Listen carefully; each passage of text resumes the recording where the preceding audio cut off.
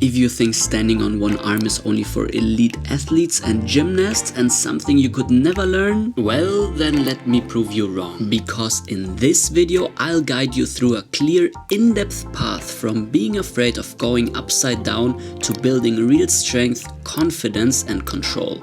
You learn accessible ways to train your body and mind and eventually move dynamically using just one arm. And yes, you can absolutely learn this too.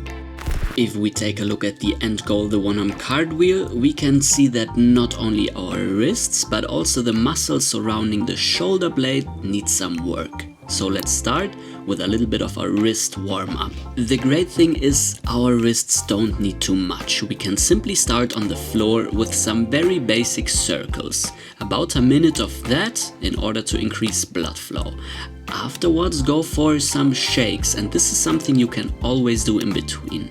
Next up, palm walks, preparing your wrists for some loading. Different angles for about 1 or 2 minutes. Then, let's resist gravity with the scapular push-up. If we look at our backs, we can see these moving parts down there, and these are the shoulder blades, and they are responsible for controlling upper body strength. So every time you move your shoulder, the shoulder blades needs to be stabilized. So for this one, keep your arms completely straight. Place both of your arms in a push-up position, sink down into your shoulder blades and push back up again.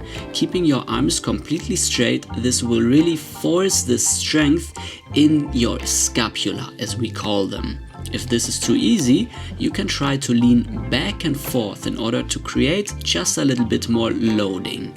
And of course, if you wanted to, simply lift one arm without rotating in order to strengthen yourself even further.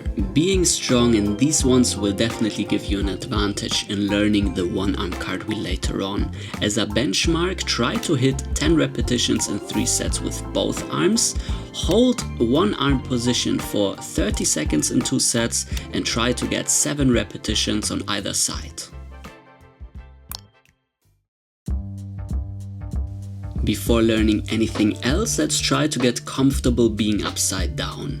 And because doing it without any help could be scary, let's work with a wall. Now, a wall is a great friend because it is sturdy.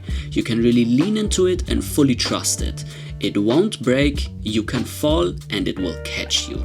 So, the first drill is the belly to wall handstand. Simply go up the wall and really make sure that you're not slouching. Give yourself a big push upwards. Remember your shoulder blades. Now walk a little bit closer so you can really feel the weight of your pelvis, your hip, aligned over your shoulders and your wrists. You want to really feel that you've got yourself. From here on, you can start to orientate yourself, looking around and climbing even higher. 20 sec is a must-have. Next up, let's go back to wall, swinging up and catching yourself. This is necessary because in a cartwheel you definitely want to be able to swing yourself and land properly again. Now, again here on the wall, look around, orientate yourself. This will give you confidence in this upside down position. Also reach with your legs. Not too hard, right? Good job. Moving on with the wall cartwheel. Swinging up, trying to catch yourself in the side angle and going back down again. So from one side to the other. This is a great one because again, you don't need to fear falling over or falling onto yourself. You can really take it easy. Now, for the next one, the belly to wall wheel, which is a little bit tougher, let's figure out the basic twisting or untwisting motion of your body. Simply walk around your arms and try to see how much you can twist with your upper body. This is incredibly helpful later on. Even do it with jumping and landing behind you. Now, a next necessary step is taking a step. As this mechanism will literally save your ass later on, really make sure to study it. On a wall, it works exactly the same way. Swinging up sideways to a wall, finding a good stable position and finding the courage to swing away from the wall. This step usually happens quite naturally. You can really try to find fluidity in this one and a lot of confidence and security. Because then we move on to Leg and hip mobility, because as you can see in this one-arm cartwheel, having open hips is quite helpful in bringing the legs down, feeling secure again. So let's work on this flexibility, especially the swinging dynamic flexibility. For this, take a broomstick so you can hold on. The frontal kick is the first one to work on. Use your hand as a target and try to swing your leg up there. Now, instead of crouching down, keep your leg rather bent and work with a little bit of a bent leg. This is much better. Get 10 to 15 repetitions before we move on to the side kicks. It's the same thing, but for this one really also turn the toes upwards. Now, in this one again, finding lower swings at first and working up to 10 to 15 reps, swinging higher and higher. Then we have the back kicks. It's the same thing. This time around, we also open up the front portion of our hip. Now, in this one again, try to find length in your legs. Make it easier using a chair. Again, 10 to 15 repetitions in 2 to 3 sets. Let's build knowledge in order to feel more confident. Now, if you take a look at the handstand, it really works by placing your centers of gravity on top of each other. As long as they're roughly balanced, you will be able to stand. If one of them tilts, you will fall. So, let's try to be courageous and bring our center up, but not by swinging from up to down, but really crouch like a tiger and place your hip on top, just like this one. Now, if you can, already find the slag switch, as this will make it much easier. Then it's time to dare. Let's try to swing up even higher until we hit a point where we fall on purpose towards the other side. This is basically what we've practiced on the wall, remember? Doing great. Let's keep on working and really find also the step that we have been working on before. Swinging up, taking a step and falling with grace. Before we move on and finally take the leap of faith, I want to talk about my specialized acrobatic programs. If you're interested in this practice and want to study further, I really recommend checking out these small, beginner-friendly programs where you will learn. In these programs, you will learn everything you need to know in order to transform your practice from basics to intermediate and later advanced movements. Learn how to mobilize, strengthen and coordinate your body. Practice smart in order to go hard.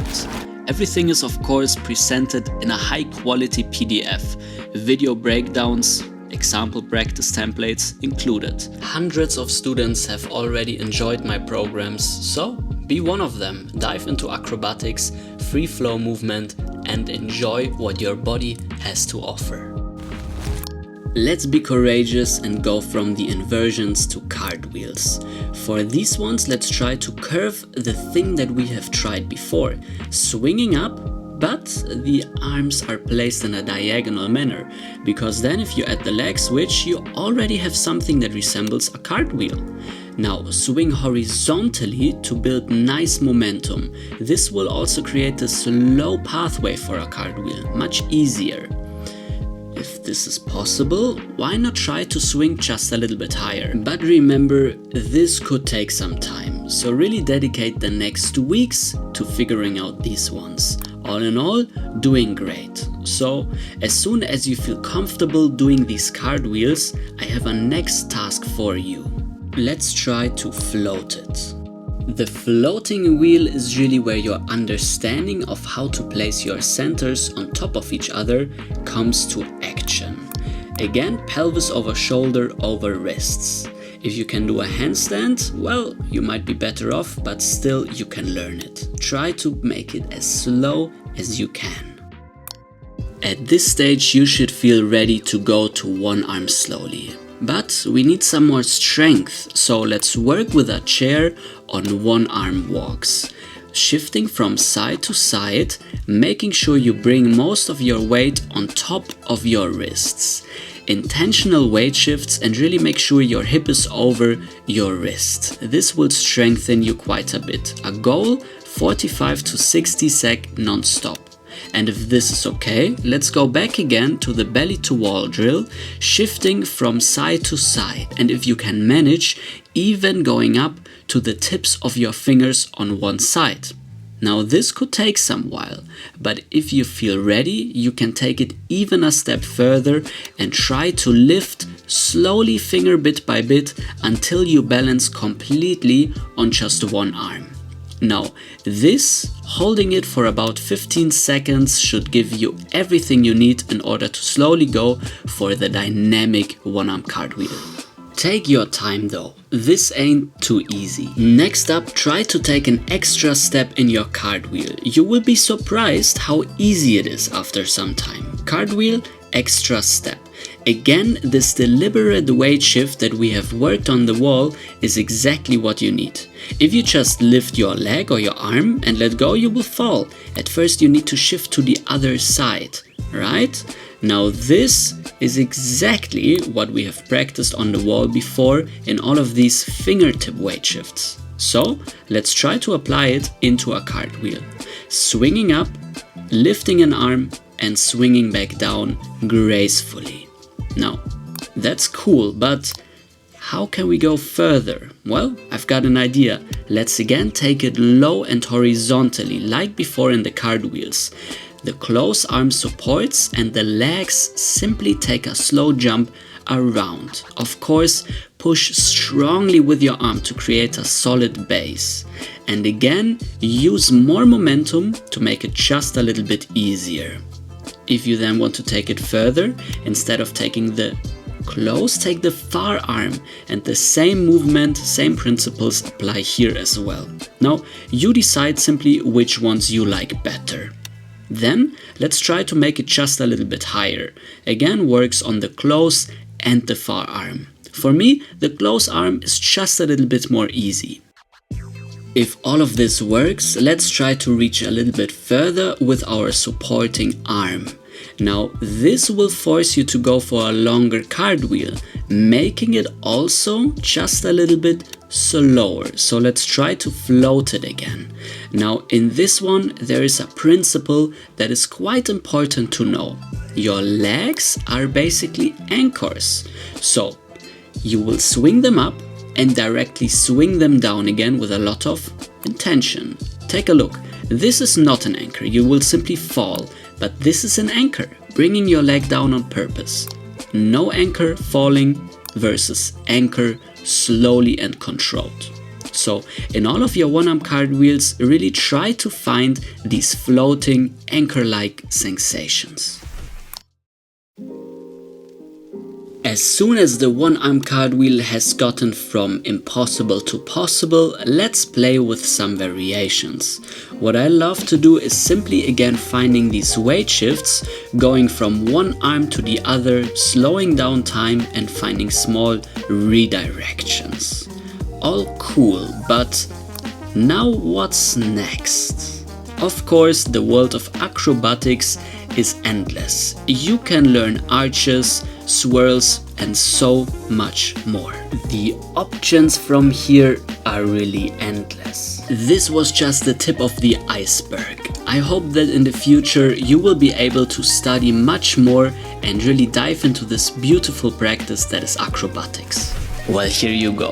I hope I didn't just make empty promises in saying that also you can stand on one arm. I hope by the end of this video you figured out a way how to trust yourself in going upside down, and even further how to dynamically use this upside down shape for dynamic cartwheels such as the one-arm cartwheel in the end. If you want to dive deeper into an acrobatic practice, you can find plenty of tutorials here on my channel. Check out this playlist up there in order to dive into some things that you can do even as a beginner.